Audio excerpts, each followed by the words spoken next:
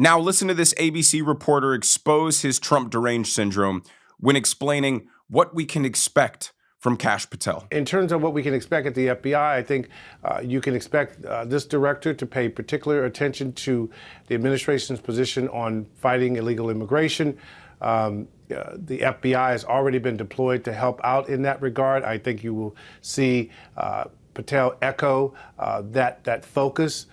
Clearly, the other thing that has happened is that under Chris Wray, the previous leadership under Chris Wray has already been moved out of the FBI.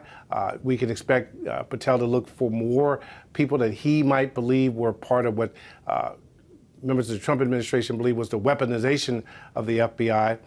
So those are things we have to look for. But the other thing is we just don't know how this will play out, because that job and that particular agency has responsibility for protecting the country against terrorism, espionage, and all manner of other things that will be front and center when he takes a job, and that will impact how all this unfolds. When they say things like the Trump administration believes that the FBI was weaponized, it's trying to minimize that reality into some fringe conspiracy theory. When it's not what the Trump administration believes, it's what half the country knows to be true, because we saw it with our eyes. And that's the problem with the Democrats. Their whole strategy was to tell us that what we were seeing with our own eyeballs wasn't true. There is no weaponization of the Justice Department. There's no crisis at the border. There's no inflation. Bidenomics is amazing. So that's part of the reason why they were so out of touch with the public, is because they refused to admit what the public's concerns were. And that's part of the reason they were so out of touch with the public,